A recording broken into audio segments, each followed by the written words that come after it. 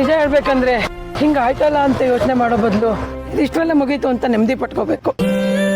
ಒಂದ್ ವೇಳೆ ನೀವು ಅಮ್ಮ ಮಗಳು ಮನೇಲಿ ಏನಾರು ಇದ್ದಿದ್ರೆ ಏನಾಗ್ತಿತ್ತು ಅಂತ ಯೋಚನೆ ಮಾಡು. ದೊಡ್ಡ ಅನಾಹುತನೇ ಆಗೋಗಿರೋದು.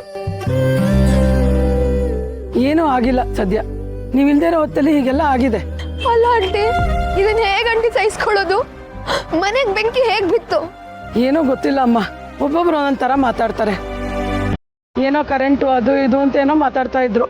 ಹಾಗೆ ಆಗಿರ್ಬೇಕು, ಇಲ್ಲಾಂದ್ರೆ ಹಿಂಗೆಲ್ಲ ಹೆಂಗಾಗತ್ತಮ್ಮ?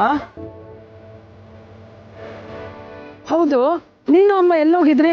ಅಮ್ಮಂಗೆ ಜ್ವರ ಬಂದಿತ್ತು, ಕಡಿಮೆನೆ ಆಗ್ತಿರ್ಲಿಲ್ಲ, ಅದಕ್ಕೆ ಆಸ್ಪತ್ರೆ ಕರ್ಕೊಂಡ್ ಬಂದೆ. ನೋಡಿ, ಆಸ್ಪತ್ರೆ ಕರ್ಕೊಂಡ್ ಬರೋಷ್ಟ್ರಲ್ಲಿ ಹಿಂಗೆಲ್ಲ ಆಗಿದೆ ಅಲ್ಲಿ. ಅಲ್ಲಮ್ಮ, ಹಿಂದಿನ ಬಾಗ್ಲಲ್ಲಿ ಯಾಕಮ್ಮ ಹೋದ್ರಿ? ಮುಂದಿನ ಬಾಗ್ಲಲ್ಲೇ ಹೋಗ್ಬೋದಾಗಿತ್ತಲ್ಲ. ಅದು ಆಂಟಿ, ಮುಂದೆಗಡೆ ಬಾಗ್ಲು ಯಾಕೋ ತೆಗಿಯಕ್ಕೆ ಆಗ್ತಿರ್ಲಿಲ್ಲ. ಚಳಿಗಾಲ ಅಲ್ವಾ, ಬಾಗ್ಲೇನೋ ಇದಾಗಿರ್ಬೇಕು ಅಂತ ಹಿಂದಿನ ಬಾಗಿಲಿಂದ ಬಂದ್ಬಿಟ್ಟೆ. ಜಾಮ ಅದೆಂಗಮ್ಮ ಆಗತ್ತೆ? ಗೊತ್ತಿಲ್ಲ ಆಂಟಿ, ಅಮ್ಮನ್ ಕರ್ಕೊಂಡ್ ಬರೋ ಗಡಿಬಿಡಿಲಿ ನಂಗೆ ಅದೆಲ್ಲ ತಲೆಗೆ ಹೋಗಿಲ್ಲ. ಬೇಗ ಬೇಗ ಆಸ್ಪತ್ರೆ ಕರ್ಕೊಂಡ್ ಬಂದ್ಬಿಟ್ಟೆ ನಾನು. ಸದ್ಯ ಜೀವ ಉಳಿತಲ್ಲ. ಜೀವ ಒಂದಿದ್ರೆ ಏನ್ ಬೇಕಾದ್ರೂ ಮಾಡ್ಬೋದು. ಅಯ್ಯೋ, ಇವಾಗ ಏನ್ ಮಾಡ್ದೆ ಆಂಟಿ? ನನಗಂತೂ ದಿಕ್ಕೆ ತೋಚ್ದಂಗ್ ಆಗ್ಬಿಟ್ಟಿದೆ. ಇರಕ್ಕೆ ಅಂತ ಇದ್ದಿದ್ದೊಂದ್ ಚಿಕ್ಕ ನೆಲೆ, ಇವಾಗ ಅದು ಹಿಂಗಾಗಿದೆ ಅಂದಾಗ ನಾನು ಏನ್ ಮಾಡ್ಲಿ? ನೋಡಿ, ಹುಟ್ಟು ಬಟ್ಟೆಲ್ ಹೊರಗಡೆ ಬಂದಿದ್ದೀನಿ, ಎಲ್ಲಿಗೆ ಅಂತ ಹೋಗ್ಲಿ ನಾನೀಗ?